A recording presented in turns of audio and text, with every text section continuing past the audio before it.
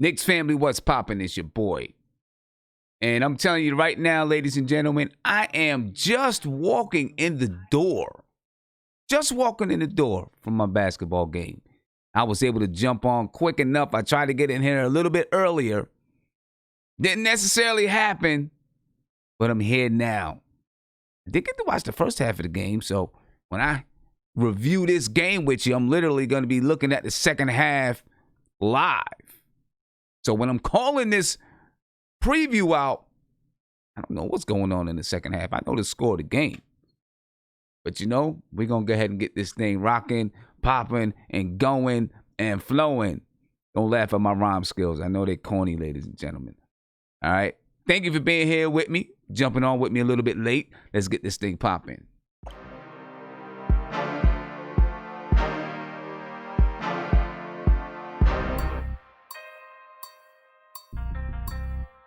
That's the G.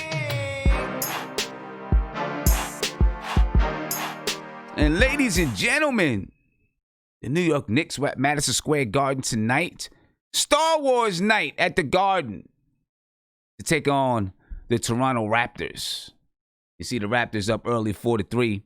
But the Knicks are going to battle all night long. All night long. It's now 8-6 Toronto, as you see. Elfrid Payton get into the paint, lay it in, or he misses, and Taj Gibson gets the rebound and lays it in. Kyle Lowry in the paint. Now he's got Taj Gibson on him. That's going to be a disadvantage every single time down the floor. Kyle Lowry knocks that one in. He had 26 points on the night. Pascal Siakam, you know that guy. He turns it over, though, on the break. Reggie Bullock from Elfrid Payton puts it in. 2 points for the Knicks. 12-11 Knicks. Taj Gibson gets his own rebound, puts it back up, battles it back up. 14-11 Knicks. I'm sorry, not 13-11. As the Knicks are battling, Julius Randle, he gets inside, lays it off to Elfrid Payton, who dips it off to Big Mitch Robinson. The Knicks up 19-11, ladies and gentlemen. 4 minutes left in the first quarter. Elfrid Payton with the turnover there. And then, there you go. The Toronto Raptors on the run. OG Anunoby takes that one on the break. 21-13 Knicks. Marcus Morris pulls up from three. Bang. He knocks that one in. Marcus Morris on the night, he had 21 points. It was 3 for 8 from the three-point line. Serge Ibaka, pump fake. Takes Mitch to the cup. Serge Ibaka off the bench, 14 points for the Toronto Raptors tonight. 28-17 Knicks. The Knicks actually held a 13-point lead in this one. Serge Ibaka one more time. He knocks it home. Yes, ladies and gentlemen, I said it. The Knicks had a 13-point lead at some point tonight. 28-20, the Knicks are up. That guy right there, Damian Dotson, he went to work, and he's been playing some basketball lately, folks. Give it up for Dame Dot. Kevin Knox misses the jump shot. Mitch crams the rebound back to Dame Dot. Knocks down another one. Damian Dotson tonight. He had 21 points, 4 for 7 from the three-point line. He was 7 for 10 from the field. Big Dame Dot, man, balling all night long. As you see, the Knicks and the Raptors battling and scraping and fighting for the loose ball. 33-27 as the Raptors put that one in. Bobby Portis, he takes it in. Floater from almost the foul line. Bobby Portis tonight, he had 12 points. 5 for 8 from the field. Damian Dotson, one more time, knocks it in. The Knicks up 38-27. Now 38-30. 8 minutes left in the second quarter. Damian Dotson with the spin. Boom. He knocks it in with the nice little fadeaway. The Knicks up 10. Fred VanVleet gets in the paint, misses. Serge Ibaka carries the rebound. I don't know if that was a travel or not, but hey, they didn't call it, so nothing we can really do about it. Serge Ibaka puts that one in. 40-32. Knicks are up by 8, but the Toronto Raptors look like they want to go on a run. And that they did. Rondé Hollis-Jefferson puts that one in. He had 5 points on the night. Fred VanVleet got the ball up top. Screen from Serge Ibaka. He pulls up. We talked about that guard duo. The Knicks did an okay job. Listen, that guard duo averages 38.5 points per game. They scored 42 tonight. 42 tonight for that guard duo. 40-39. Now 40-40. The game is tied. It's Marcus Morris. He takes it in tough to the cup. Gets knocked down. No foul called. The Raptors on a break. And that's what happens, 43-40. But Marcus Morris said, I'm going to get it back.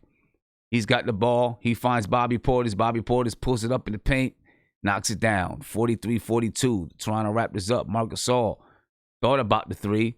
Found OG Anunoby for the dunk. 45-42. Now 47-45. And Marcus Morris pulls up a three over Marcus Gasol. Misses.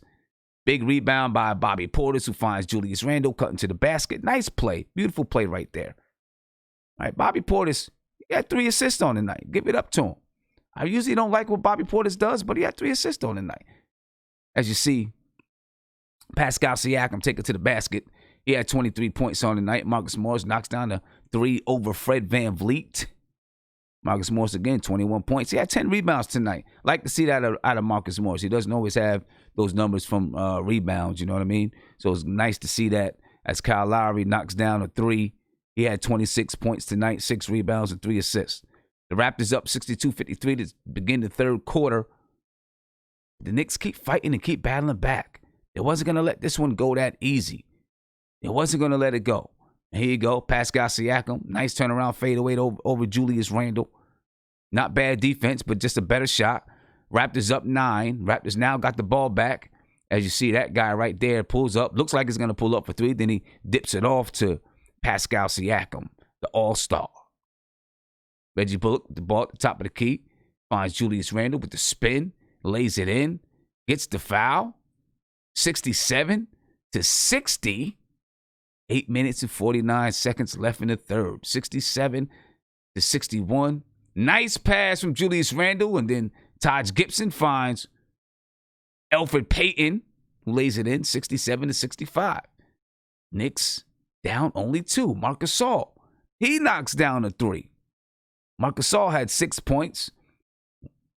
Knocked in 2 3-point baskets tonight. That was one of them.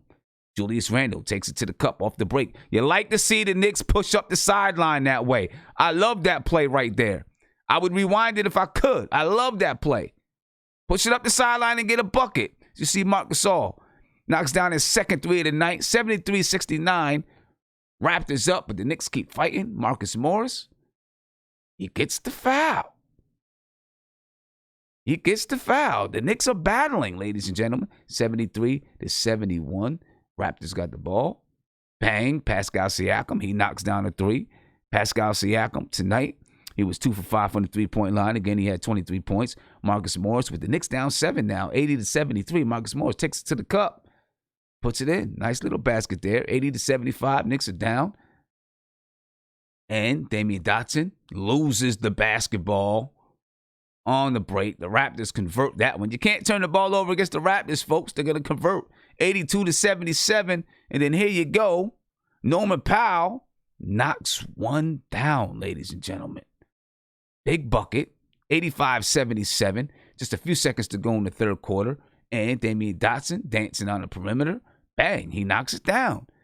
85-80. Knicks going to the fourth quarter down 1. But then the Raptors go on a run. It's now 93-81, a 12-point lead, and whoa, Kevin Knox sends it up to Mitchell Robinson for what turned out to be an alley-oop. 93-83. Fred VanVleet with a off the bad foot shot that went in. Julius Randle got the ball in the post, 97-87. Nice quick move, goes up, gets his own rebound, puts it back in. Now 98-93. The Knicks are battling back. 5 minutes and 57 seconds left. And, Julius Randle, you needed to help out on that play. He didn't do it, but he needed to help out. Kyle Lowry went to the cup. He comes back, gets his own rebound again. Julius Randle makes it 100-98, and the Knicks are right there, ladies and gentlemen. Julius Randle, 20 points, 11 rebounds on the night. He also had 2 assists. Kept his turnovers low. He only had 3. At least that's low for Julius Randle. Fred VanVleet knocks down a 3 to make it 103-98. And the Knicks down 5. They find Bobby Portis in the paint. Bobby Portis with the little turnaround off the glass bucket. It's now 103-103. Nice play there. And OG Anunoby knocks down the triple to make it 106-103. It's now 108-103. And, ladies and gentlemen, it's down the stretch here. The Knicks battling to try to get a win. But it doesn't happen for him. And Julius Randle bumbles it. Goes to Elfrid Payton. He pulls up a little off-balance shot.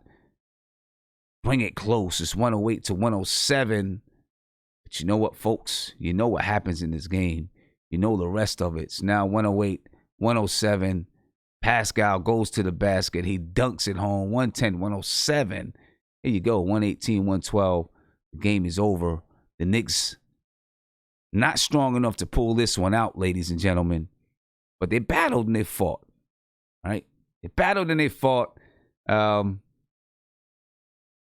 Obviously, there's things in every game. There's mistakes in every game. Basketball is a game of mistakes. There's mistakes in every game, and people are going to make mistakes and things like that. But they battled. They fought. They played decent defense on the night.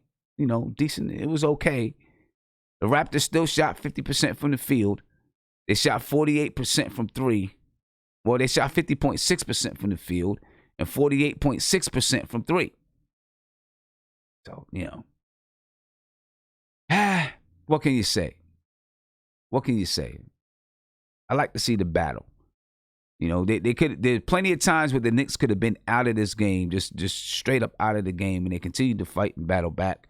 You can see some of the matchup numbers here. The Toronto Raptors shot 50.6% from the field.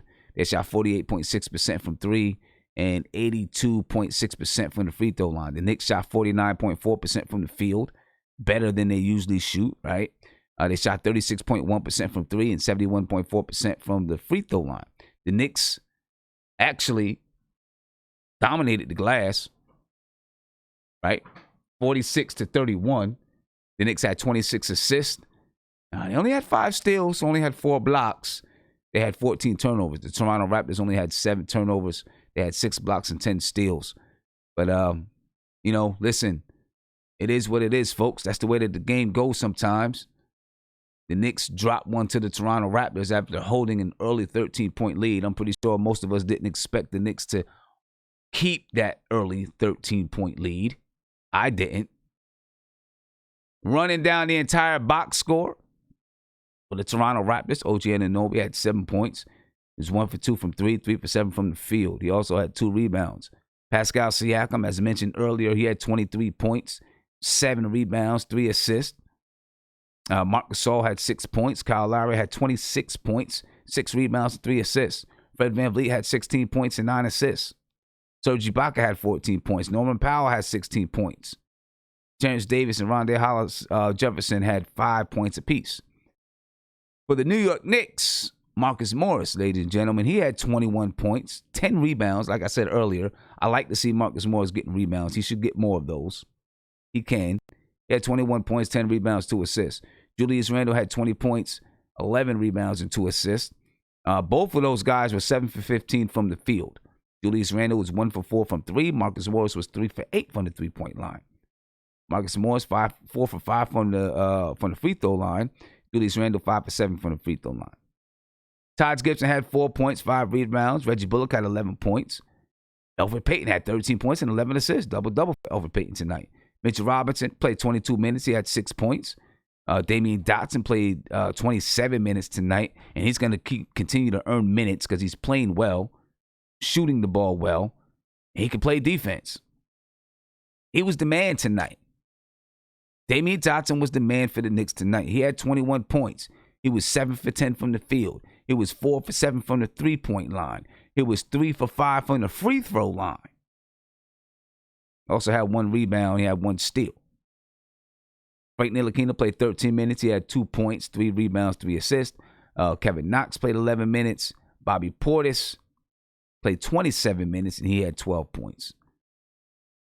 That's the breakdown of the game today, ladies and gentlemen. That's the breakdown of the game. Do me a favor. If you want to talk, man, talk to me. Give me a call, 516-405-2246. You can join the Whereby. It's not appearing anymore. It's Whereby. Join the Whereby. Whereby.com/NBK. Looking forward to hearing from some of you guys tonight. I'm about to check out, see what's going on in the chat. See how you guys doing tonight. I see Guillermo's in the chat. B-Baller for Real is in the chat. All right, guys, join me here. I want to hear your perspective on tonight's game. and how you feel about tonight's game. Right? Now, are you satisfied? Are you still mad that the young guys not playing too much? You look at the minutes distribution for tonight. Marcus Morris had 36 points. Marcus Morris played 36 minutes. Julius Randle played 34 minutes. Taj Gibson played 11 minutes. Reggie Bullock played 21 minutes. Elfrid Payton played 34. Mitchell Robinson played 22 minutes tonight. Damian Dotson, 27. Frank Ntilikina, 13. Kevin Knox played 11 minutes. Bobby Portis played 27 minutes. Wayne Ellington, Dennis Smith Jr., and Alonzo Trier did not play tonight. Coach's decision. So, talk to me, folks. Where are we at? Let's talk about Damian Dotson. All right, I want to know, where you guys at with Damian Dotson right now? How you feeling about Damian Dotson? I know you're excited. I've seen many of you calling for Damian Dotson to start. Rock, if you want to call in, bro. Nobody's holding you back. You can call in 516-405-2246. Many of you are, calling for Damian Dotson to start over Reggie Bullock. I'm okay either way, to be honest with you. You know what I'm saying? I'm okay either way. If Reggie Bullock continues to start, Reggie Bullock continues to start. Sooner or later, we're going to have R.J. Barrett back in the fold, and it's not going to matter much anyway. Right? Because R.J. Barrett's going to come back, and he's going to start the basketball game. So I don't think it's going to matter that much. Now, many of you will probably be calling for Damian Dotson to play over Reggie Bullock. Listen, if Damian Dotson is getting 27 minutes, Reggie Bullock played 21 minutes tonight. Damian Dotson played 27 minutes. Doesn't matter to me much who starts or who does not start. You know what I'm saying? It just doesn't matter to me. It's not that important, in my opinion. What's important is that the guys play. You know what I'm saying? There's more than enough minutes, to go around as long as the coach is distributing those minutes the right way. So that to me is not of a much concern. I'm just glad that Damian Dotson is playing and is getting a chance, to really show what he can do out there. Let's take a listen to Damian Dotson as he talks about one of his best nights as a Knick, ladies and gentlemen. And it really is one of his best nights as a Knick. Let's listen to Damian Dotson. Playing together as a team, talking on defense, playing with energy, and being focused and locked in. Offensively tonight, there were some shots that you guys left out on the floor there that typically this team misses. How frustrating is that, particularly when the defense is keeping you in this game? You have nights like that. I feel like we made enough to be competitive, and I think we made enough to eventually win the game. But coming down to the end, had a couple turnovers. They made a couple shots, but we held them under 100 points. I mean, you can't ask for better than that.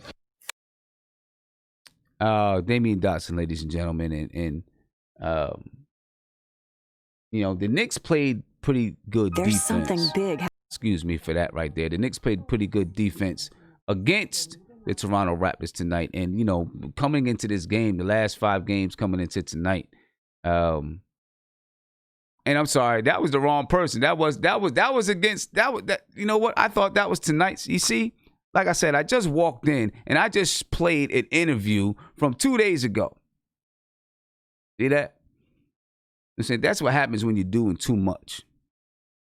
Right? When you're doing too much. I was wondering what he was talking about when he said we held him under 100 points. That's what happens when you're doing too much, ladies and gentlemen. But it is what it is. Damian Dotson played well tonight. So excuse me for my miscue. Excuse me for my miscue, because I thought that, you get it. You get it. It happens when you're doing a lot. As a matter of fact, my girls won tonight. We made the game a little bit tougher than we expected it to be, but we ended up winning by about 18 points. We're on a 4-game win streak. So we're playing ball. We're doing pretty good. Doing pretty good. You know what I mean? So talk to me, folks. Give me a call. Call in 516-405-2246.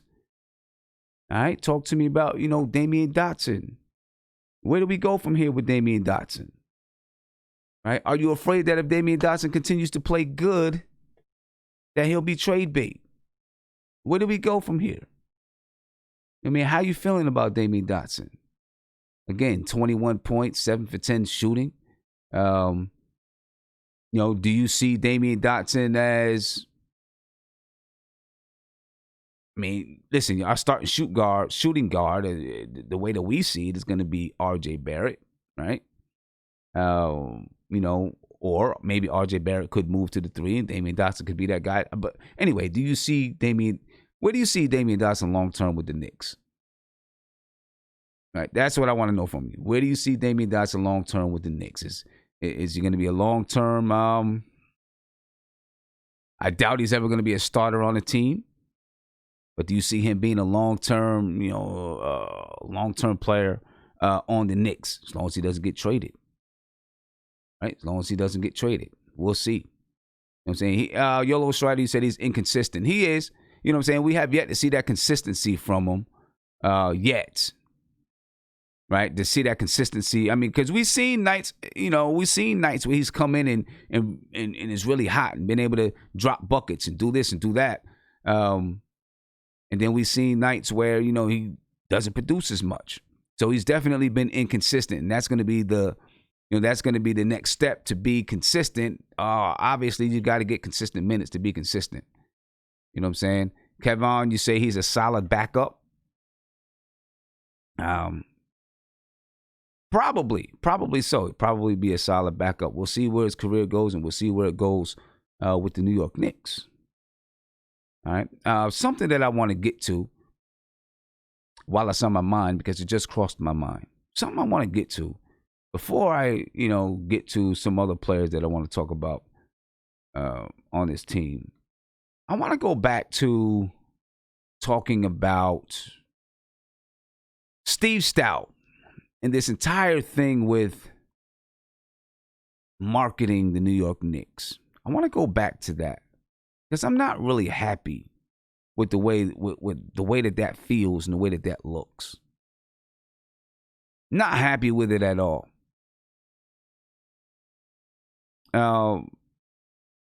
If you don't know, Steve Stout, who is a hip hop mogul, if that's what you want to call him, is going to begin working to rebrand the New York Knicks. Now, apparently, Steve Stout is a New York Knicks fan. Okay? He's been a New York Knicks fan, I guess, for his life. That's what he says. But the way that it seems like he wants to brand the Knicks and the things that he wants to say, or the things that he wants to do, I'm just not happy with. Just not happy with it all. I'm going to read something to you in just a second as soon as I find the quote. Okay, this is what he said. He says, people say that winning cures all things.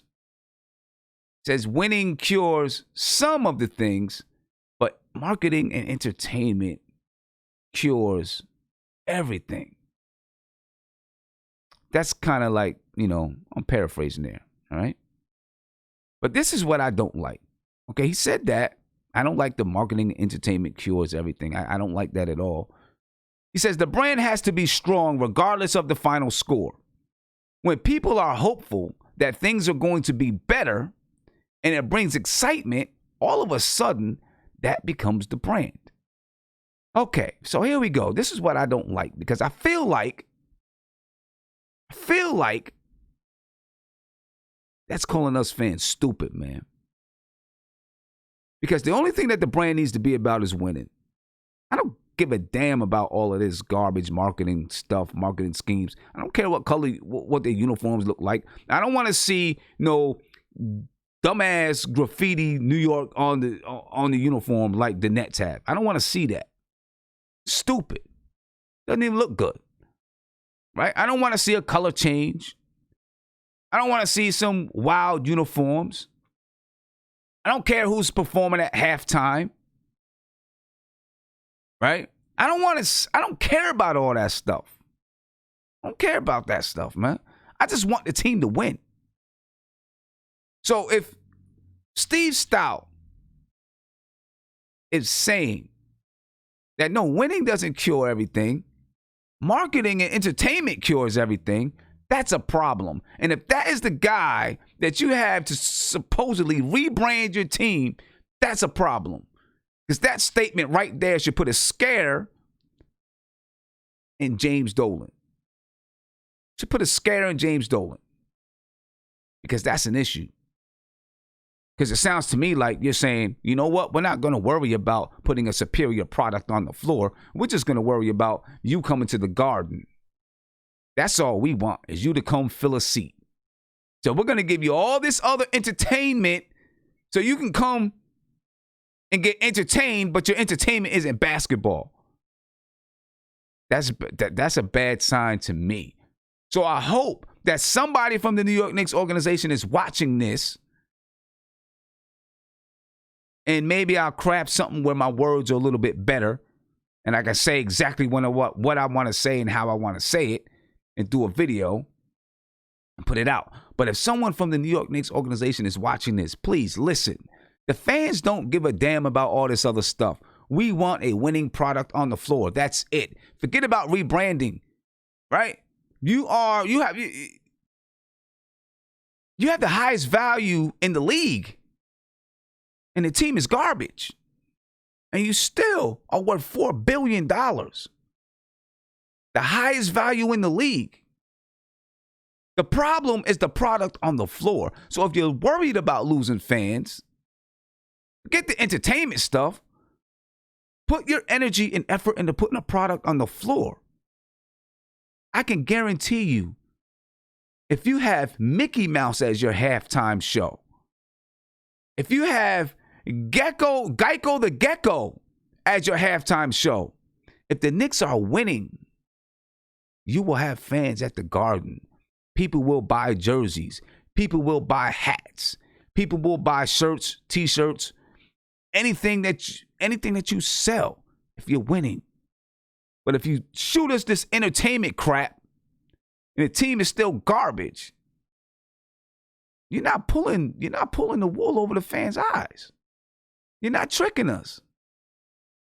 Right? If you're pulling all this marketing and entertainment crap without giving us a real basketball product, then you're only fooling yourself, because you're not fooling the fans. You know what I'm saying? You're not fooling the fans. So I just wanted to, I had to get on that, because I don't like what was said. I don't like it at all. Who knows? There's some people that's supposed to go to the Brooklyn Nets game with me who, I don't know, James Dolan sees this, he might ban me from going. Oh, let's hope not. Let's hope not. But I just had to get it off my chest, man, because I don't like hearing that at all. I don't like hearing it. I don't want to hear it. You know what I mean? I don't want to hear it. I just want to see good basketball at the Garden. That's it. That's all I want to hear. That's all I want to see is good basketball at the Garden. Gregory Castillo, you said that rebranding is for small market teams with no history. Exactly. Right? Exactly. That's what it's for. Small market teams with no history. We don't need rebranding. We need a winner. That's it. It's the only thing we need. You know what I'm saying? It's the only thing we need. Ladies and gentlemen, 2 weeks away from the trade deadline. And, you know, not much going on. We don't hear much with the Knicks right now. We don't hear much. We're going to talk about that. All right, we're going to talk about what that might mean. Before we do that, let me just say, give me a call, 516-405-2246. About to pick up a caller now. But subscribe to the channel. If you're not subscribed to the channel, subscribe to the channel right now. Ring that notification bell. You'll be notified anytime I go live, drop a video, or post in my community section. If you're not a sportscaster, make sure you follow me on Sportscaster. If you're not a sportscaster, you can follow me on YouTube too. Subscribe to me on YouTube. All right? So, ladies and gentlemen, let me get to this caller. See what's going on. Caller, you're on live with NothinButKnicks. What's popping? How you doing, Sim? Hello? How you doing, Sim? Maybe Hello? I lost the call. I don't know. Maybe I couldn't hear him. Maybe he couldn't hear me. I don't know. I guess I'll figure it out. I guess I'll find out. know what I'm saying? If you're out there, ladies and gentlemen, give me a call, 516-405-2246. We got somebody joining us in the chat. My man's name is Light. Light, what's going on, man? Give me 1 second, Light, because I can't hear you. So obviously there's something going on with my system. Let me make sure that I got my stuff right. All right. And let me see what's going on here because I'm not able to hear you. I don't know what I did or what I did not do. I had to restart my computer before I even got started, ladies and gentlemen. That could be part of the issue. All right. Light, can you hear me? You can hear me. Hold on. Let me try something. Now, you got yourself muted, Light. Can you hear me now? Go ahead. Say something. Yo. There we go. All right. Now it's good. Okay, go ahead, man. All right. What's good? What's good? I'm good, man. Glad you joined us first time. Yeah, man. I see you over here, so, glad to meet you. Yeah, I'll be in the chat. I'll be in there. I listen to the show religiously, man. Like, this has been a wonderful outlet for Knicks fans. We don't get nobody talking about us, so it's nice to get out here and be able to talk about the Knicks beyond just hearing how bad we are everywhere else. Yeah, appreciate that. Definitely. Yeah, shouts to you for holding us down on that, man. Appreciate that. So tell me how you feel about the game, man. How I feel about the game. It's been kind of, it is what it is. I think my biggest disappointment in it all is that the young guys that we're trying to build around, or we should be trying to build around, are not the ones that are giving us the fight. We're getting the fight out of guys that are essentially rentals, and we don't know if they're going to be here next year or not. And it makes it hard to really be excited about anything good you see on the court. Overall, I would have loved to have seen some guys that we're counting on for our future step up in these games. I want to be excited about it. I really do, because we've been fighting with some teams that are considered contenders moving forward, but I don't even know who amongst us that are giving us fight is going to be here next year. Yeah. So, I get that. Yeah. But I mean, if it were my call, I truthfully would have Morris running with our bench, and I would have Randall in our starting five, and separate them two off top. If I feel like if we started to do that and started to just buckle down and stick with our young guys, we could actually move forward. We really could. I mean, looking at who we have, right? Just looking at who we have on this team. I mean, what's your idea as to where we go? Because I get what you're saying, right? All right, so you got two contenders, two really good teams that we battled and we fought with. Some people might say, you're starting to try to build some kind of a culture and stability. Some people would say, that don't matter because half the guys not going to be here, like you said, right? Half the guys not going to be here, so what does it matter? Right. Where do you go? How do you start building? Because if the young guys, if Frank and Knox, because when you look at it tonight, as far as young guys, obviously you got Dennis Smith Jr., which I don't think anybody expects the way it looks right now is going to be the guy going forward, right? Alonzo Trey's not getting any playing time. So out of the young guys, those are the two guys that didn't get any playing time. Then, of course, Frank and Kevin Knox didn't get much playing time. They played 11 minutes, played 13 minutes. Mm-hmm. And, if you're playing these guys, say you're playing them 36 minutes and you're just not getting any production out of them. I mean, because, guys like Mitchell Robinson's playing 22. Damian Dotson, if you consider him a young guy, he's young in his career. Let's say that, right? He played 27. When R.J. Barrett's here, he's always playing in the 30s, right? Mm-hmm. We went throughout the season where Frank Ntilikina, he had his time where he was playing 35, 36 minutes a game. Yeah. I mean, there's been young guys playing. I mean, what do like, where do you go? What do you do? Because, everyone says that. So let's say you start Kevin Knox. Let's say you start Frank Ntilikina, R.J. Barrett, Damian Dotson, Kevin Knox, and Mitchell Robinson, right? Let's say that's the starting crew.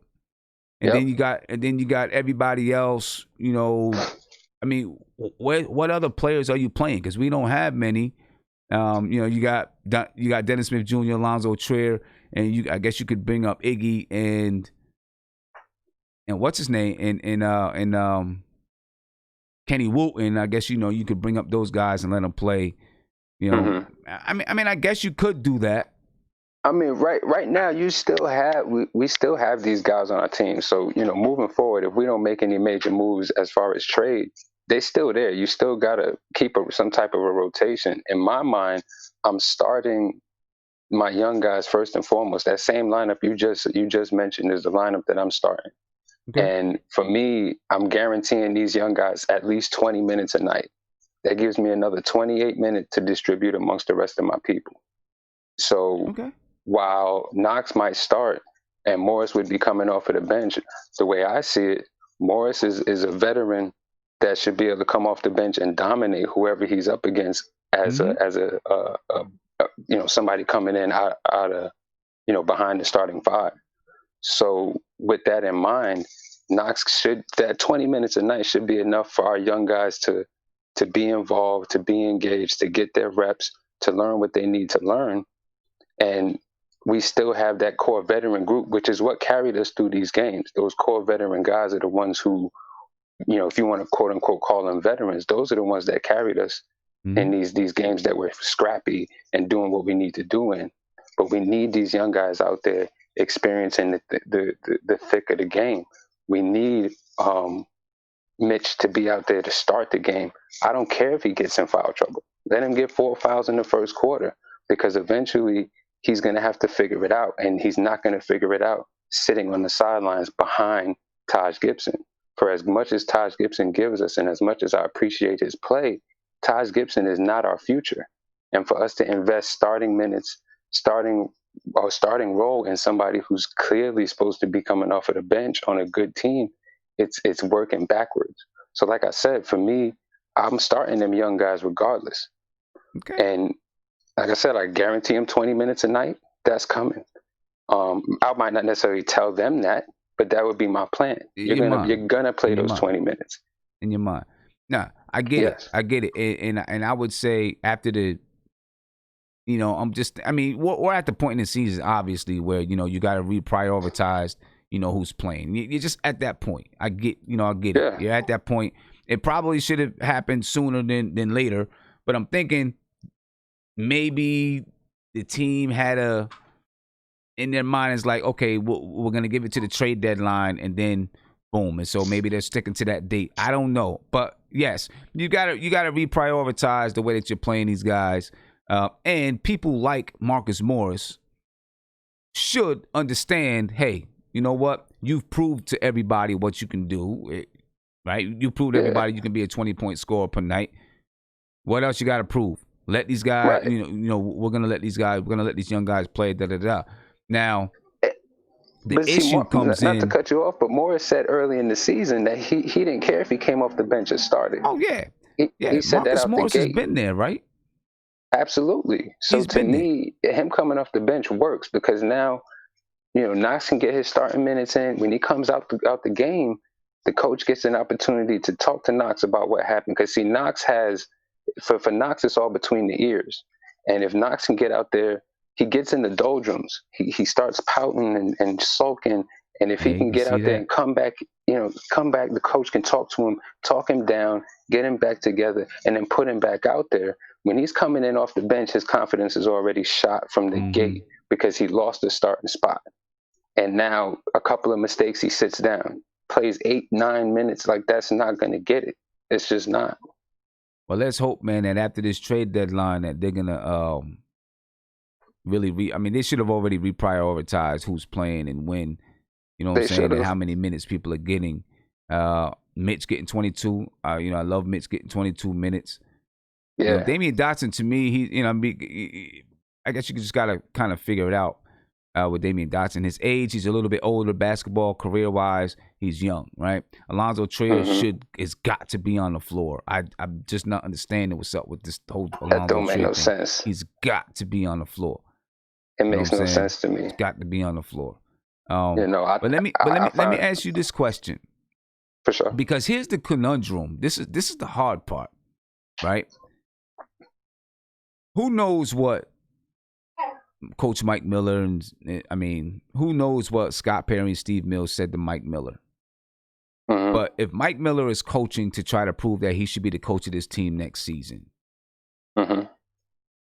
how do you approach it as the coach? How do you approach that as far as who you decide to play, right? Because if they're looking at him to say, this is your job interview, right? And maybe doesn't come down to just the wins and losses, but it comes down to, over the last 5 games, prior to this evening, the Knicks were the 7th best defensive team in the league over the past 5 games, right? Of course not, just over the past 5 games. So if they're looking at things like that, as a coach, if you were in Mike Miller's shoes, what would you do? Because that's tough on Mike Miller. If I'm Mike Miller, I got to throw what that front office says to me out the window. Because at this point, it's become quite clear. I don't know how much validity there is in that report that came out that we're all aware of what was said. But at this point, I got to look at that front office and say they don't really know what they're talking about. And I'm going to approach it the same, just like I said. I'm going to put them young guys first because as far as I'm concerned, I believe in them dudes. And the fact that they're back there languishing on the bench and not getting their run and not being pushed to be better, So again, not to get way off on a tangent, what I would do is I would start my young guys first. They would get their 20 minutes. If you don't go out there and perform in them 20 minutes, hey, that's all you get for the night. And now I'm back to the guys who are going to produce. But that's going to be an every night thing. It's the young guys first, period. I don't care what the front office say. You could fire me if you want, would be my approach. Be mad, be indifferent, it don't matter. And that's the bottom line. I'm coaching these guys up one way or another. And if you don't like it, you could fire me behind Fizdale and I'll just be on ESPN with him. I don't see any value in giving minutes to these guys who we don't know who we keeping. We don't know what we're doing. It looks ridiculous. So again, I'm starting Mitch. I'm starting Knox.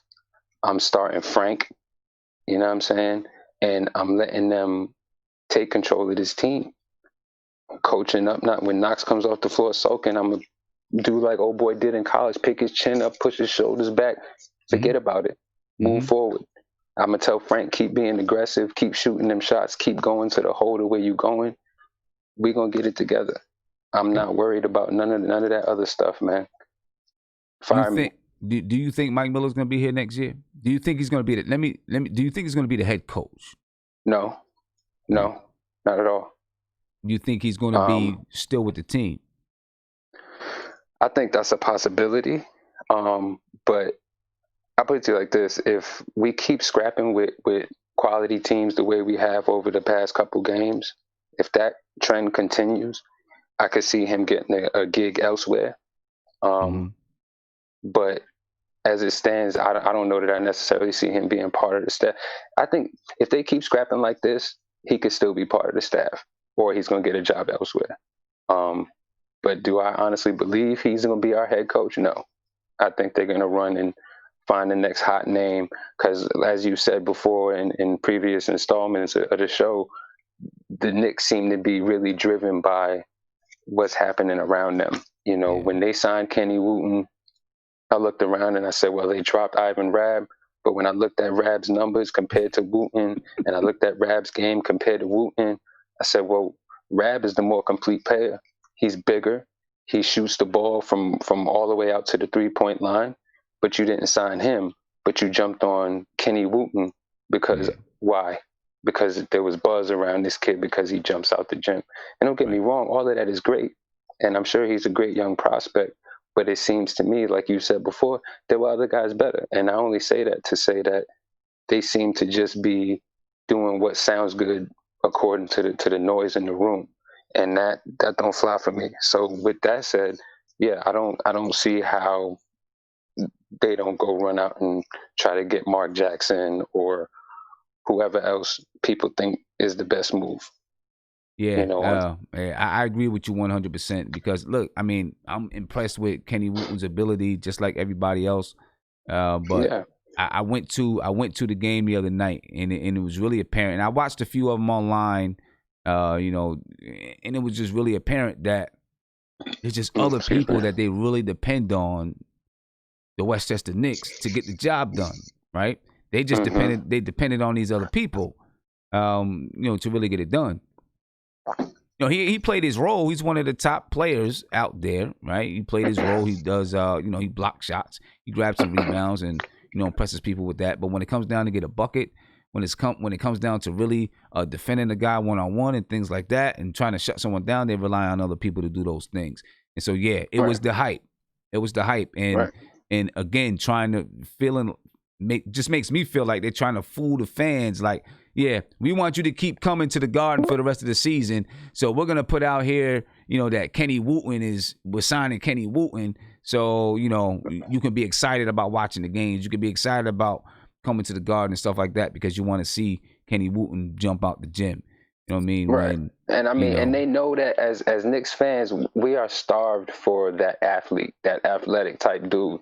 We haven't had a guy like that since ever. Even the old school Knicks that we grew up watching dominate were not athletic. They were not jumping out the gym. They not we weren't that type of team.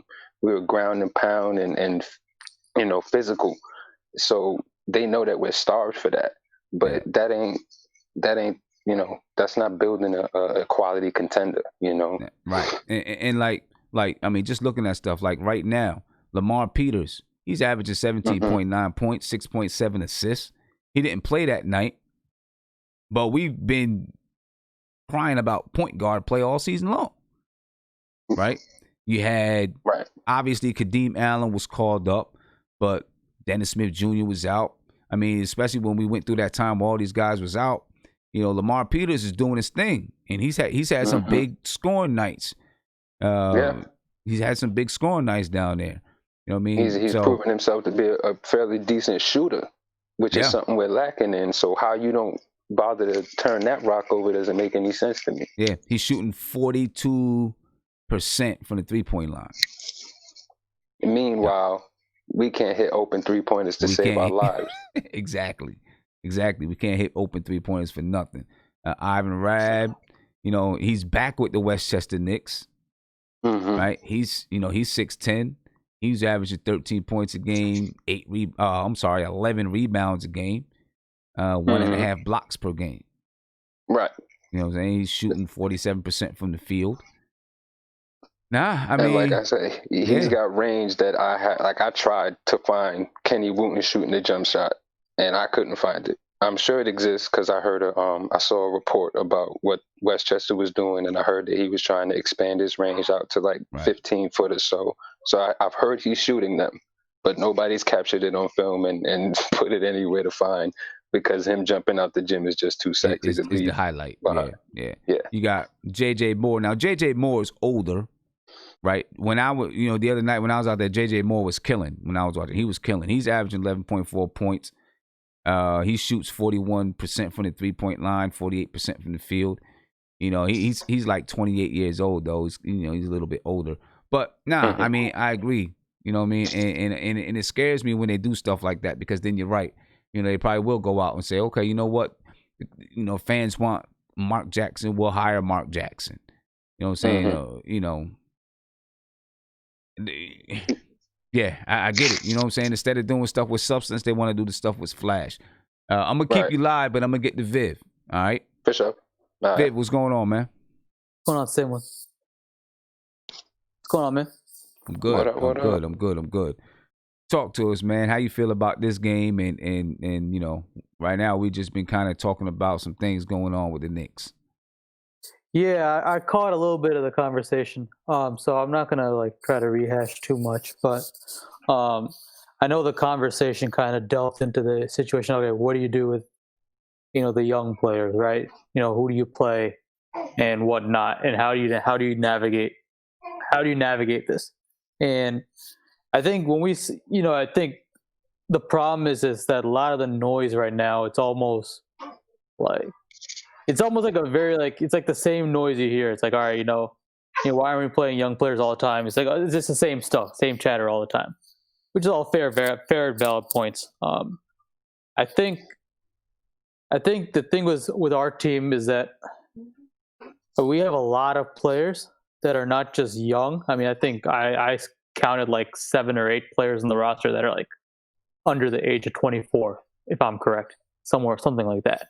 Mm-hmm. But we not only do we have players that are under the age 24, but we also have a lot of players that were not 4-year college players, which means that you have a lot of players that are in the league right now or in the team that don't have this seasoning.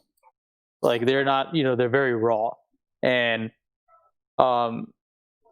the problem is that, we have so many players, but I think we get trapped into looking at,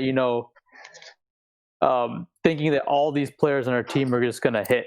Like you're going to hit the jackpot with all 7 or 8 of these young players. And in reality, what you find out is that you don't end up hitting on, many of those players. In fact, most of the players you end up, realizing after 1 or 2 years that, you got to move on. Now, coming back to the main point, what do you do with the minutes? I think my main issue, and I kind of saw some changes. I think what Miller needs to do is he needs to do a better job staggering minutes. And when I mean staggering minutes, I mean staggering minutes so that vets are playing with young players. Playing all the young players at once, it often ends up being a recipe for disaster. And we saw it a lot this season. And you're going to see it more this season the more it happens because, for many of these young players like last year, it was almost a throwaway year for guys like Knox. There's no expectation to anything. So, once you put what looks like a better team around him, once you have expectations, once you have a scouting report, things become a lot harder. So when you put all the young players together and then you're facing a lineup, for example, with the Raptors that, they have what potentially could be 3 starters in Powell, Van Fleet, and Ibaka on the floor with all these young kids. I mean, you can't be surprised when the team just gives up the lead or they just look really, really bad. So we have to, it's not just about playing them the minutes, it's about making sure that we make most of the minutes that they're out there. And it seems like over the last stretch of games, obviously we've had better competition, but we faced better competition, but we have not done a good job as a team to put people in position to succeed. So we have to do a better job emphasizing that. Now, it doesn't mean putting someone there 35 minutes just to burn. I mean, that's the wrong way of doing it. It's been tried for many years, and not everyone ends up surviving on that methodology. So, if I'm Miller, what I would try to do is at least until RJ comes back, maybe one idea is to move Dot in the starting lineup and bring Reggie to the bench. What I would try to do is I would try to maybe start the second and fourth quarters with one of Morris or Payton, or not Morris, Payton, Morris and Randall with some of the kids. I think you'd get better synergy, and I think you would get more out of the players than you're getting right now. Because you're getting right now is a lot of inconsistency. And the only real good moments, to be quite honest, are really in games that are, against teams that are just like us. So, that is kind of where we're at. And I think, once you look above and just kind of look at the team from a helicopter standpoint, then I think you'll discover these things. I don't know. I mean, that's what I think. Yeah. Yeah. Oh. Yeah. Yeah. Go ahead, that makes sense. I just think that, if you want to combine the young guys with the vets, what's the best combination? You said you want to move Dot to the 2 to start, and I mean he's shown us a decent flash over the last 2 games of what we were hoping to get out of Dot for a while now. But is that really the only change? Like, you still would start?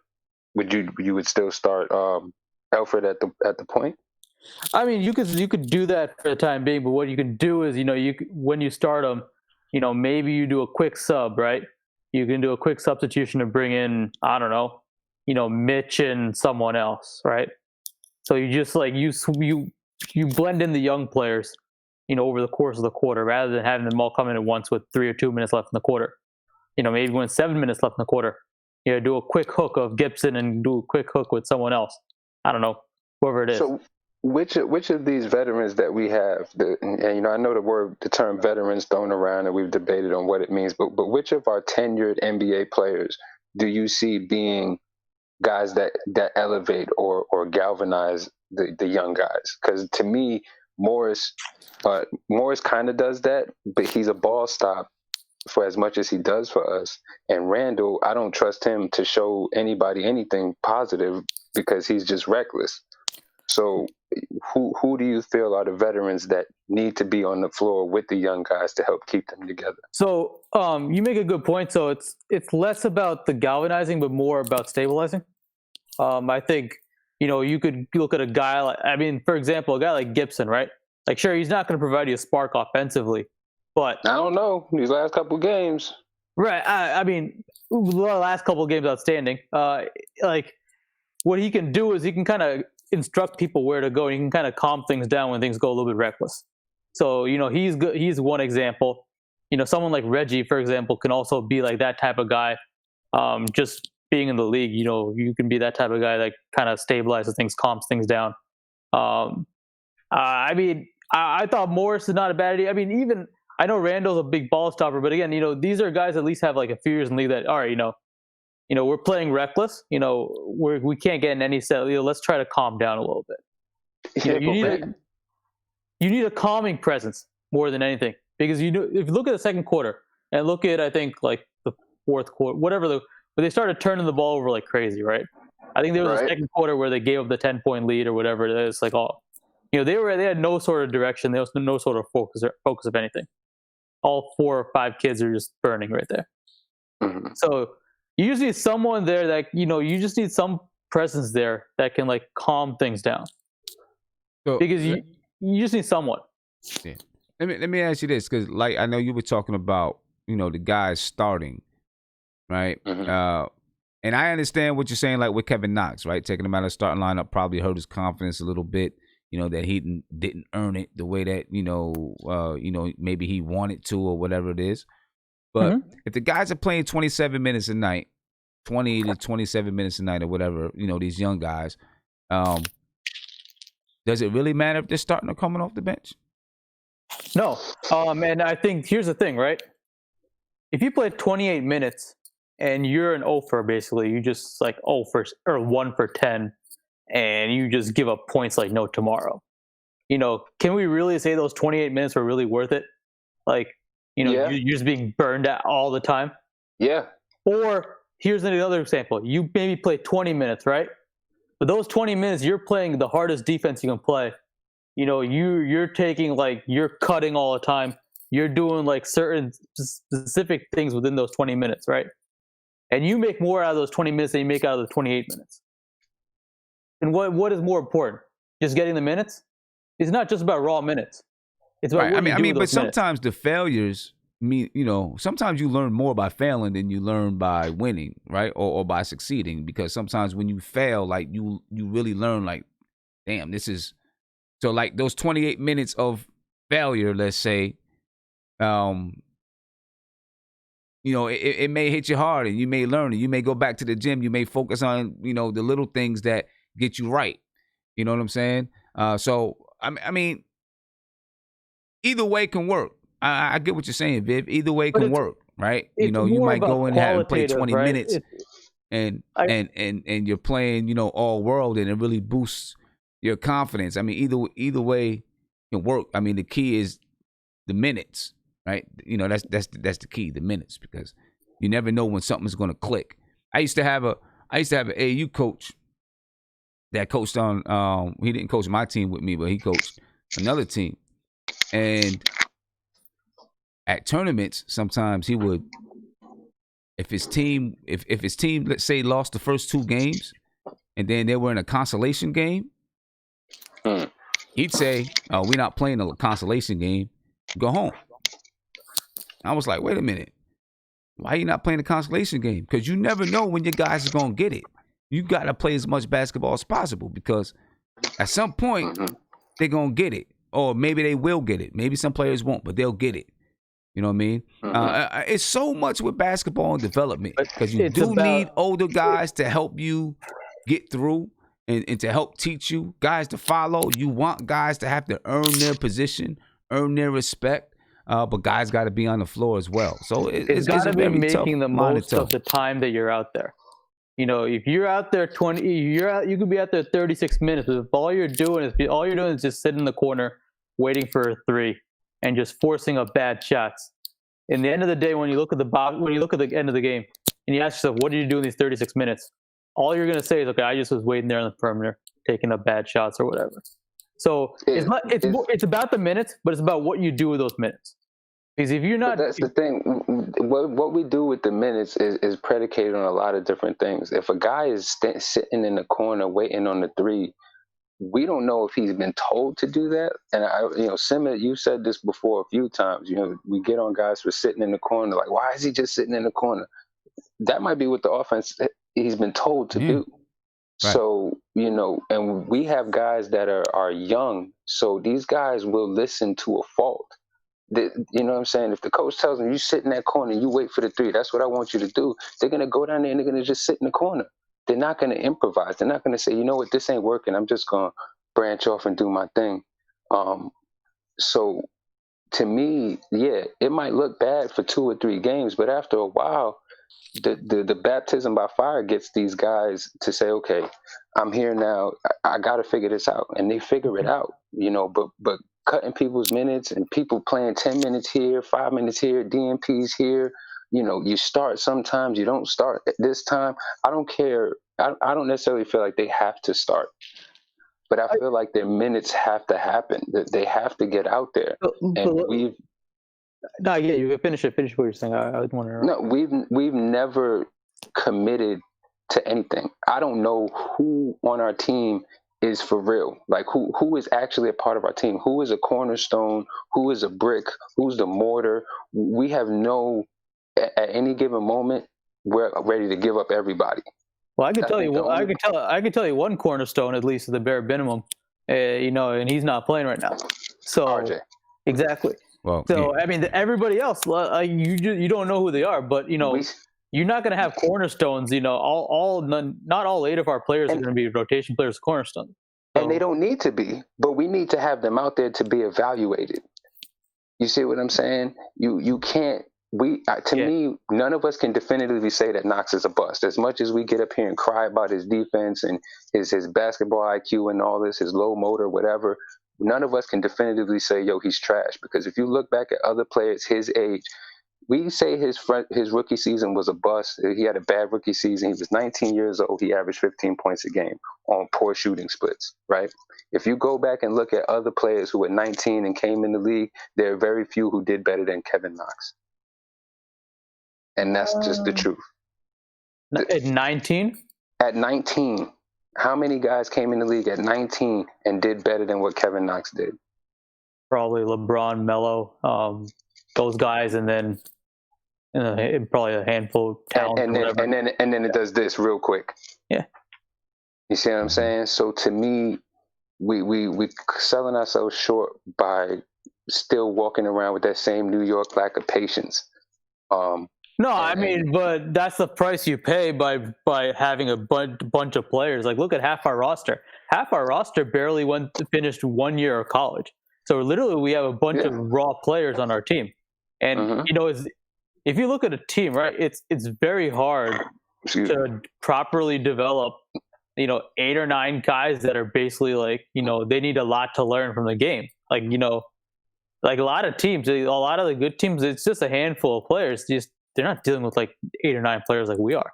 We have, granted, like the average age of our team went up last year, but a lot of our core pieces are like basically 22, 23, anywhere from 19 to 23 years old, like, right, and very raw. And that's why, to me, we can't be shy about letting these young guys get out there and go through the pain of watching them play bad basketball. Okay. Because them being on the sidelines and them sitting behind other players ain't gonna get it. No, because I get it. I get you. Let's talk But the about problem is the problem. Here's the problem with baptism by fire. Like it sounds intimidating, but there's not really like because there a big proof, like a big case study to show how it's actually worked. Because teams have tried it, I think, and they really like failed at it. I mean, I think the Suns tried the baptism by fire for a few years, and it just really didn't work out for anyone except for Booker. I know Philly did it, but they just churned a ton of players, so it didn't really matter because it was just a bunch of nobodies. But when you don't have that proof of concept that shows you that baptism by fire actually works, that's a really tough part. And then you got to deal with the whole. You were mentioning that I think before about Miller just saying, "All right, just play the young guys," but I guess. That's a whole separate issue because that's a whole bunch of that's cool, like political stuff. Like, all right, the only thing I can say about the baptism by fire is it can be really, really, really tough. But so there's 2 sides to it the way I see it, because I've been in some situations where I'm throwing some really young people out there and getting smacked every night, and like the stress that a team can go through can be very serious when you got a bunch of young kids out there and you're getting smacked every night and you're losing every night. I mean, and I don't mean just losing by, you're losing by like a game like tonight, like you're really getting blown out. It's stressful. It could be stressful. It's stressful for the players. It's stressful for the coaches. It's stressful for everyone around the players. I mean, and I've seen teams like really implode because of it. But also, I think you figure out who your real players are that way too. You know what I'm saying? You figure out who's mentally tough. You figure out who can withstand the pressure. You know what I'm saying? And that's the guys that you want to keep. So, there's 2 sides to it, because I've been through it. When I first started coaching the girls side of AAU, we had all young girls, and we were getting dusted every time we stepped on the floor. Nobody knew how to play. We were getting dusted. And I couldn't find any older players that were, to help get us along, you know what I'm saying, and keep us competitive while they were learning. We were getting dusted. We had times where the girls were crying, and we had big team meetings where people were, it was tough, right?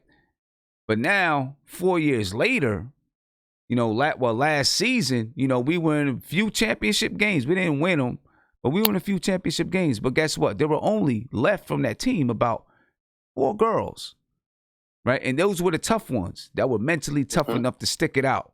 You know what I'm saying? And those girls are the same reason why we were able to be in those championship games, because they just tough-minded individuals. You know what I'm saying? And the losing, they took the losing as a motivation, and they knew that they needed to get better, and they used it as a tool to work. You know what I'm saying? So it both ways it can, it can go both ways. I want to talk about the trade deadline, though. I want to get to, just some trade talk. We know that, I'm looking at Willie Cauley-Stein is on his way to the Dallas Mavericks. Right? They only got trade picks for him, draft picks for him, right? They got 1 draft pick for him. One draft pick. They ain't bring nothing back. I didn't even know he's on the block anyway. So, good point. But I'm not hearing much. Right? Because I'll tell you this. I think the big moves are going to go down first. So I don't think the Knicks will make a deal first. I think another deal will happen, and if anything, the Knicks will come afterwards. I think it's going to depend on how the rest of the market moves. So- I think if anything happens with Morris, it'll probably be on deadline day or maybe the day before. So what are and I'm not talking about just Knicks, right? What are any potential big moves that could happen? Are there any? Outside of Drummond? I don't think anyone's going to trade for Drummond because they know that Drummond's going to opt out. That's really, I don't see a big one. I mean, I think it'll be smaller role players. I don't know. I don't know about that, and I don't think the buyout market's going to be that great either. So Crumbs. yeah, Crumbs. Yeah, I'm right. The Moving buyout crumbs market. around. I mean, but again, I don't want to say anything because, I mean, deals were made last year that I didn't expect that we made last year either. So, like I didn't know about the whole Harris trade that happened last year. I didn't know, and so I mean, we'll see. I don't project anything. I don't think guys like Love are going to go anywhere. I don't think DeRozan's going anywhere. Those guys, they're all expiring. Or DeRozan's expiring, so I don't think he's going anywhere. Could Mike Conley go somewhere? I don't. That was one idea that was like propped up. Again, I don't really see that either. okay, so let's talk about that. Let's talk about that a little bit because I did see the article. I seen the article and the suggestion. That what if the Knicks trade for Mike Conley? I don't know what his contract is like, right? I don't even know what his injury status is right now. It's a lot. How many years on that contract, though? Yeah, that's what I think his contract would end in 2021 or that summer, right? So if if you're talking about so next year would be his last year on that contract. Mm-hmm. I'm gonna look up his contract. Yeah, it's definitely next year because he signed a 5-year deal in before 2016. So it would have been 2016, 17, 17, 18, 18. Yeah, so next year's last year. Next year's his last year. Yeah, next year's last year. But he's making like 31 or 32 million, somewhere around there. I mean, the contract is it's a big contract, right? But if the amount of players we'd have to give to match salary on that is what makes it something that I wouldn't want to entertain. Actually, it might be less because I think there's a guarantee clause in his contract. So let me take a look right now as we're talking, because I'm pretty sure. But now my thing with Mike Conley, right? Do the Utah Jazz? I mean, what's the Utah Jazz? What's the record right now? We know they're doing well. Yeah, they're doing well. Do the Utah Jazz want to try to get rid of his contract? That's the question. I mean, do they if want to it's get rid of his expiring contract next year and they're doing this well, carrying him, I don't know what the major incentive would be to get rid of him. He's to not fill playing up any right roles. Now. Yeah, that's the only other thing. Is Mike Conley? Is Mike Conley? I don't even think he's playing. No, he has an injury, I think. Right. So he just came back, but he hasn't been good this year. Right. So that's what I'm saying. Right. He's barely played this season. They're 31-13. They're second in the Western Conference. Right. Mm-hmm. If I'm the Utah Jazz, this is my thinking. This is me. Right. If they don't think that Mike Conley takes them like over the top and makes them beat better than the Los Angeles Lakers, do you say, well, you know what? We're 31-13 without him. We can try to move his contract so that we can get from under his contract. Maybe we give up a draft pick to get from under his contract. And then in the summer of 2020, we're done with that $30 million, $31 million, for this summer. And then a team like the Knicks that does have the ability, to take him on. We give them a draft pick. And then in that summer of 2021, the Knicks still don't have to worry about him, because his contract is gone. Right? Because what's out there in 2020 that we are really worried about getting? Nothing. We shouldn't be getting anybody in 2020. Nothing. Stay away from everybody. Yeah, nothing. There's nothing. There's a lot of traps. There's a lot of traps. So you got to avoid Drummond, avoid DeRozan. Those guys are not going to. You're not going to get a lot better with those two good players. So those are traps. There's nobody else worth getting. No. I mean, truth be told, I'm an advocate for us staying away from any big names for at least 4 years. I think we're 4 years away from really wanting to bring a big name into this team anyway.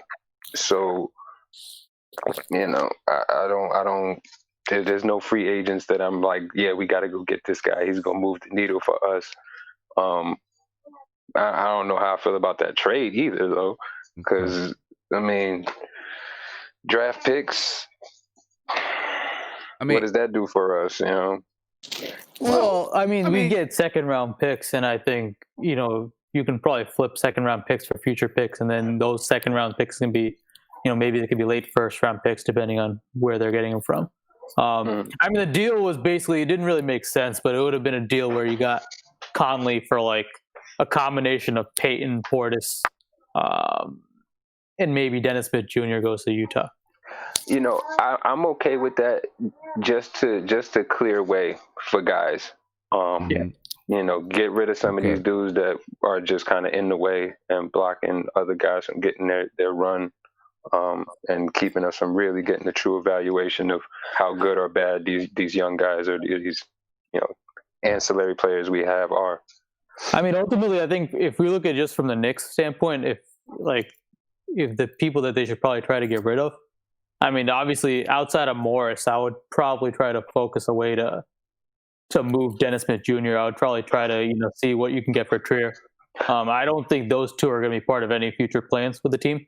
So it's important to see. Maybe someone wants to take a gamble on him. May not hurt. Let me ask y'all this.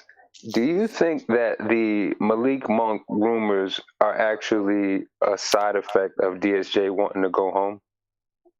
I think it's just noise, just from you know what I think it is? Like, going back to what we were talking about earlier with the Knicks seemingly so so aware of everything that's going on outside of the organization as far as what's popular with the fans and things like that.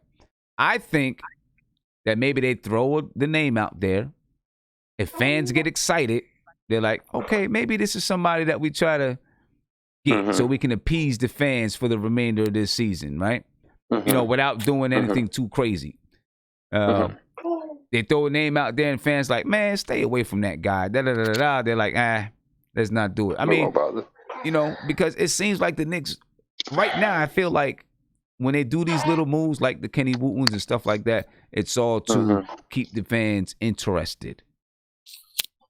You know what I'm saying? Yeah, I mean, Wooten was to keep fans excited, and I think that was a long time coming. And just to lock him up. I mean, I don't know who's actually. I know who's advising Wooten. I'm just surprised that he would lock himself into a 2-year two-way contract. Can we trade two-way contracts? Yeah, you can. You can. Okay, see, because when I saw that, I said, okay, I figured that they grabbed him up because they saw that there was interest, and they figured they could use him to sweeten the pot for a trade. No, but the problem is I know the guy who's representing Wooten. So do you? Yeah. I'll just tell you this: Wooten's agent is Mitch's agent. Yeah, they got the same agent. Yeah, they have the same agent, and I don't want to go too much into Mitch's agent, but if I was Kenny Wooten, I wouldn't have signed a 2-year two-way contract for the Knicks. A 2-year two-way? Yeah, it was for this year and next year. I think if you're really good, you wouldn't have signed a 2-year two-way contract. Right. No. If you're really good, you wouldn't. Right, because you got a deal coming. Now going back just with Mike Conley. Mike Conley makes $32.5 million this year, and then next year there's a player option for $34.5 million, and then after that, the summer of 2021, he'll be an unrestricted free agent. Right, so it fits. If the Knicks are trying or consider themselves to be players in the 2021 free agency, then it kind of fits. It fits, right? And you could trade some guys, bring in Mike Conley. He plays or he doesn't play. You waive him or you don't, but you get a draft pick, right? Maybe you get a draft pick or something like that. So you throw in some. You do a Bobby Portis, who I don't know exactly what they might want. A Bobby Portis, Elfrid Payton, so they have another point guard, maybe a Dennis Smith Jr., and then you get a draft pick from them. You can make the money work, and the Knicks get a draft pick. So other motivation for Utah to want to do this is they probably want to lock up extensions for, I believe, Gobert and Mitchell both this upcoming summer. So they probably want to clear up space to make sure that happens. Right. And we got all the guys with expiring contracts. So Yeah. Right. So, I don't know if the Knicks would do it. I don't know if right now. Maybe if we all make enough noise and tell them to do it, they will. Right. Yeah, I don't know about that. Exactly. Mike Conley's averaging 13 points a game, shooting 37.7% from the field, 35.5% from three, 13 points a game, 3 rebounds, 4.3 assists. See, I see him if we had him on the Knicks, he would be our Jarrett Jack, just more skilled. Right. He would be that, like Vivek was saying earlier, he'd be that guy that could stabilize. Well, maybe not stabilize, but be that break when these guys start flying off the handle. A veteran, savvy dude who's been around. He knows what he's looking at, and can direct the offense. One of the things that pains me when I'm watching us play now, and as much as I appreciate Alfred and his efforts, he tends to want to orchestrate for too long. He stands up at the top of the key, pointing around for 10 whole seconds before anything happens. And, I would hope that with a guy as savvy as Mike Conley, that wouldn't be the case. I mean, definitely help. He's a much better shooter than Payton is right now. So that part, that part, that would solve a lot of problems. One of the things I would say with Mike Conley, if he were on the team and they kept him around for this season or even next season, guys like he'd have the respect of guys like Julius Randle and Marcus Morris. You know what I'm saying? I feel like he'd have those guys respect when he says no. I mean, Elfrid Payton does. When you have a point guard that demands that kind of respect, the game is different. The game is just so much different when you have a point guard that. I mean, just look at the Knicks in 2012, 2013 when they had Jason Kidd. And then the following year, now obviously you had, Rasheed Wallace wasn't there, and you had some other guys go. But the following year, without Jason Kidd, they were a totally different team. Jason Kidd made those guys go. He didn't have all these great numbers, but his mind for the game and the respect that the players had for him made all the difference. And then, Jason Kidd is gone, and you got Raymond Felton. It doesn't have the same cachet. Doesn't have the same respect. You know what I mean? Do you think that Alfred and Randall's relationship, having played together in New Orleans, is actually a hindrance to that respect factor that you're talking about? Because I've seen Alfred seem to be okay with Randall doing his Randall the point guard act and just kind of go down the court, not tell him, "Nah, give me the ball." And do you think that it's because there's this camaraderie between the two where he's like, "Yeah, go ahead, homie, bring the ball up the court, I'm cool." Right. As opposed to demanding the ball and saying, "No, I'm the court general. You get down there and do X, Y, and Z." Right. And it could that's a very good point. That's a really good point. When you have that kind of friendship with somebody, it's like, yeah, all right, go ahead, you got it. I'll get it next time. It's easy. And you need, that's exactly what I'm saying about someone like Mike Conley, who he's been around the league for a while. He's been a point guard on some good, starting point guard on some good playoff teams. You know what I mean? So, he's seasoned. He's 32 years old. He's seasoned. That respect level would be there. He would just know what to do on the floor. Not that he's going to be your long-term point guard, but I think he would help organize this offense a little bit better. And might I say, a great guy, in my opinion, for Frank Ntilikina to learn from too. I was just about to say that. Yeah. A great guy for him to learn. He plays defense. I don't know where his defense is now. You know what I'm saying? But he was a defensive guy. Knows how to get a team organized. Better than what we're dealing with in Payton, I guess. I mean, he doesn't have to even necessarily be a great defensive guy now physically himself. He just needs to be able to impart certain things into the guys we're trying to bring up. Yeah. If he can teach Frank, because Frank's already a great defender. If he can teach him how to affect the defense for the rest of the guys and do some other things. That's really what we need him to do. Like I said, be more like, be our Jarrett Jack with more to offer on the court, That's probably the main reason why probably Conley won't be leaving. They might end up keeping him because I think they probably find that leadership. That player coach role. Yeah, that's gonna be very valuable for Utah because I think they're in the second seed right now, so they could really make noise. So I think he'd be very valuable for their team. Yeah. His experience down the stretch when they get to the playoffs could prove to be invaluable. It really could. It really could, and that's probably why they won't move him, because when they get into the playoffs, he just knows what to do. Who's their point guards now? Emmanuel Mudiay and who else? It's Mudiay, and they've kind of like done not a committee, like it's not kind of point guard by committee, but they have Ingles and Mitchell kind of splitting it up in the starting lineup. Oh yeah, right, exactly. Yeah. You're gonna need. You look at those guys, man. Donovan Mitchell's young. Yeah, you'll definitely need Mike Conley when you get into those playoff battles. Yeah. Well, you know what? Listen, we had some good conversations. Light, I hope you come back more often, man.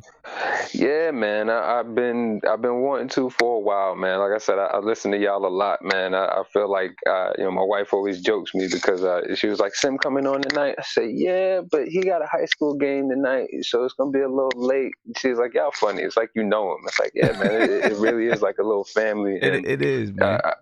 I remember when you first started doing.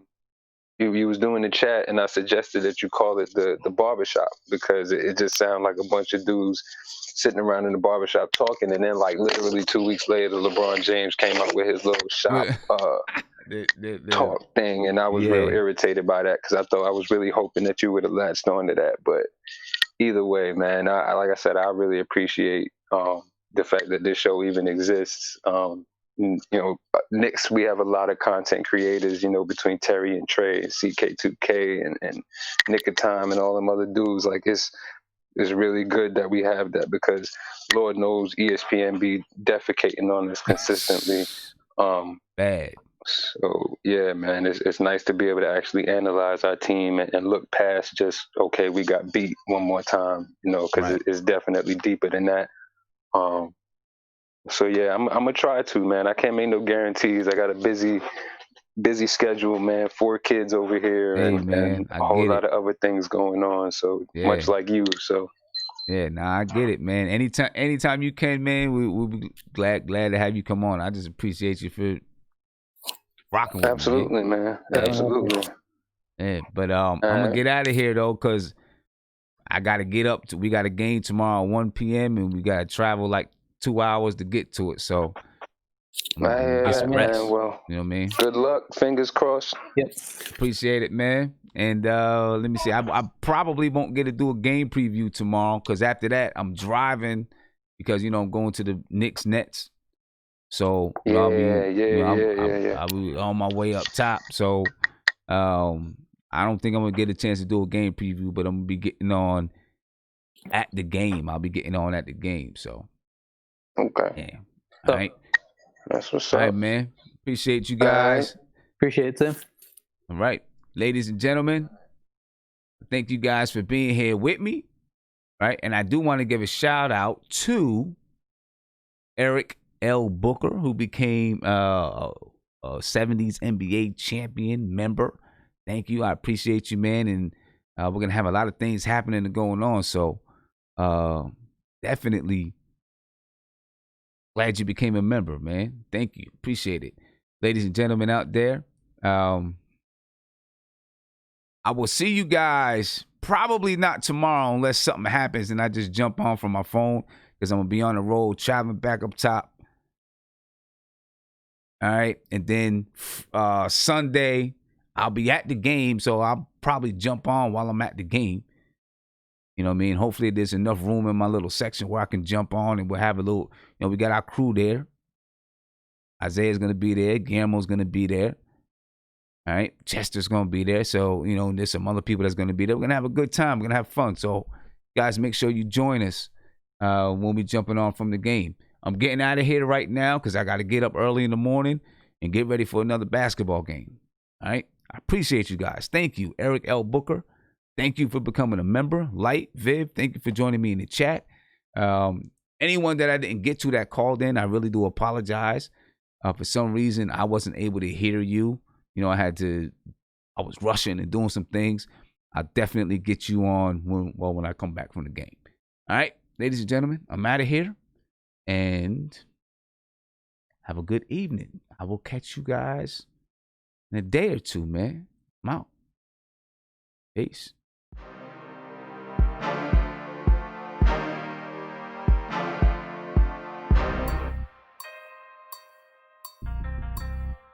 That's the G.